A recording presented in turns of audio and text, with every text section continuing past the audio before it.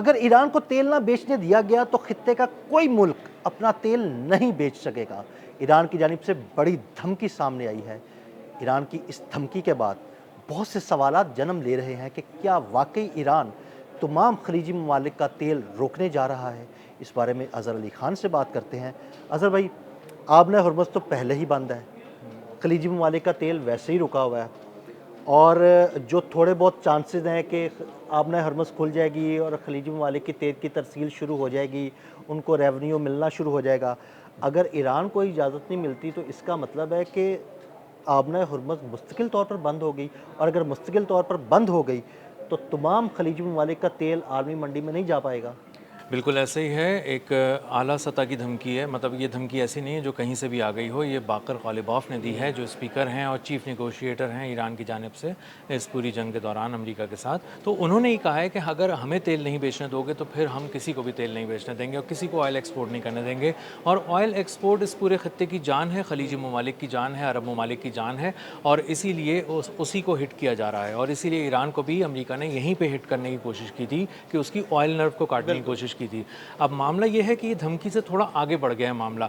असल में कर ये रहे थे कि अमेरिका ईरान की ऑयल नर्व पे हमला कर रहा था और उसकी ऑयल को किसी भी तरह उसकी एक्सपोर्ट नहीं होने दे रहा था, उसको बुरी तरह काट रहा था। तो इसीलिए ईरान ने भी अब दो टोक अल्फाज में ये बात की है और हाईएस्ट लेवल पे ये धमकी दी है।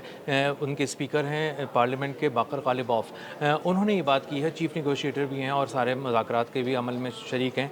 उन्होंने दो टोक अल्फाज में पूरी दुनिया को बता दिया है, पूरे खत्ते को बता दिया है कि अरब ममालिक को, खलीजी ममालिक को हम तेल एक्सपोर्ट नहीं करने देंगे, उसकी तिजारत नहीं करने देंगे। अगर अमेरिका इस बात पर अड़ गया है कि वह हमारा तेल रोक देगा, हमारी एक्सपोर्ट्स रोक देगा, तो हम भी सबकी एक्सपोर्ट्स को काट देंगे। अब उसके लिए एक इसी से जुड़ा एक एक्शन भी लिया गया है और रेड सी में एक बहुत बड़ी कार्रवाई की हौसियों ने। और हौसियों ने दावा किया है कि उन्होंने 2 सऊदी अरब से जुड़े ऑयल टैंकर्स हैं, बड़े ऑयल टैंकर्स हैं, उनको निशाना बनाकर तबाह कर दिया है। रात में ये हमला किया गया, शोले बहुत बुलंद होते देखे गए। सऊदी अरब ने अब तक एक जो है वो उसको कंफर्म किया है, एक शिप को कि वो तबाह किया गया है। हौसियों ने 2 का दावा किया है।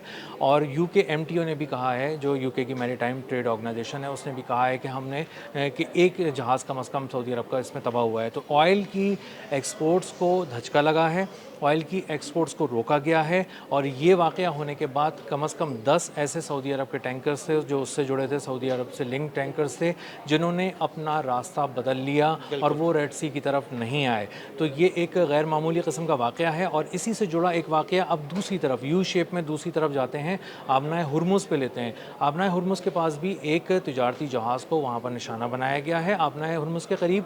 और वहाँ पे भी ईरान ने तस्दीक भी की है। जी, ईरान ने तस्दीक की है, उससे शोले उड़ते देखे गए हैं, उसको प्रोजेक्टाइल्स ने आके हिट किया है। जिस और तरह ईरान ने ये भी कहा है कि वो उसको आग लगने के बाद 2 और मज़ीद ऑयल टैंकर्स जो है ना, उन्होंने अपना रास्ता बदल लिया है। जी, बिल्कुल ऐसे ही है। तो वहाँ वैसे ही ट्रैफिक कम था आबी गुज़रगाह से जो आबना हुर्मुज़ के करीब। और जब ये हौसियों ने हमला किया रेड सी में और ईरान ने हमला किया आबना हुर्मुज़ पे, तो वहाँ पे ये मुकम्मल तौर पे जो यू शेप में एक ट्रेड कॉरिडोर है, इसको यहाँ पर ब्रेक लग गए हैं जहाज़ों को। जहाज़ इससे बहुत पीछे चले गए हैं, जो थोड़े बहुत समझ रहे थे कि हम किसी तरह अप्रोच करेंगे। अब ईरान कह रहा है हमसे बात करके भी करीब आने की ज़रूरत नहीं है, और अमेरिका की आशीर्वाद से अगर तुम करीब आओगे तो तुम्हारी तो मौत यकीनी है, तबाही यकीनी है। तो यहाँ पे बहुत बुरी तरह आग लगी हुई है इस पूरे समंदर के अंदर। इसका मतलब है कि एक तरफ आबना हुर्मुज़ और एक तरफ बाबुल मंदब दोनों बंद हो गई, खलीजी ममालिक के ऑयल की तरसील बंद हो गई। क्या ईरान सीधा बाकायदा खलीजी ममालिक के सामने आकर खड़ा हो गया और खलीजी ममालिक इस जंग में कूदने वाले हैं? एक दूसरी बात ये कि अगर दोनों जानिब से ऑयल की तरसील बंद हो गई तो दुनिया भर में ऑयल की कीमतें कहाँ तक जाने का चांस है? देखिए, ये आपका जो दूसरा सवाल है उसको हम पहले एड्रेस कर लेते हैं कि जो इंटरनेशनल ऑयल मार्केट है वो कैसे रिएक्ट कर रही है सारी धमकी से लेके सारी एग्जीक्यूशन जो हमलों के ज़रिए की गई है। $95 एक बैरल तेल हो गया है, पिछले 6 हफ्ते की बुलंद तरीन सतह है। ऑयल मुसलसल ऊपर जा रहा है, स्काई रॉकेटिंग प्राइसेस हैं। और अंदाज़ा ये हो रहा है कि अगर यही सूरत हाल यहीं तक भी रही और नहीं भी बढ़ी तो भी बाबुल मंदब बंद है, तो भी आबना हुर्मुज़ बंद है, वहाँ पे ट्रेड नहीं हो रही। तो इसका साफ और सीधा मतलब ये है कि एक बार फिर ऑयल 100 से खासा ऊपर जा सकता है बिल्कुल ऐसे और जाने के लिए बिल्कुल तैयार खड़ा है। इंटरनेशनल ऑयल मार्केट इसको रिएक्ट कर रही है। अब आपका वो जो सवाल है कि इसके लिए खलीजी ममालिक क्या करेंगे, खलीजी ममालिक की जानिब से एक रिपोर्ट, मीडिया रिपोर्ट ये भी थी कि उन्होंने ईरान पर हमले के लिए ख़ुद भी अपने वसाइल जो है वो झोंके हैं। तो इसलिए वो अब दो तरह से उनसे दुश्मनी अब निभा रहा है एक तरह से ईरान। एक तो ये कि उन्होंने अपनी ज़मीन दे दी और वो अमेरिका इस्तेमाल कर रहा है ईरान के ख़िलाफ़ हमलों में, और दूसरी बात ये कि वो कहीं ना कहीं एक आध मुल्क ऐसा भी है जिसने इस पूरी कार्रवाई में जो ईरान पे हमले हुए हैं इसमें हिस्सा डाला और अपने जहाज़ों को भेजा और ये सारी चीज़ें की, और कुछ उसकी तफसील भी सामने आई है।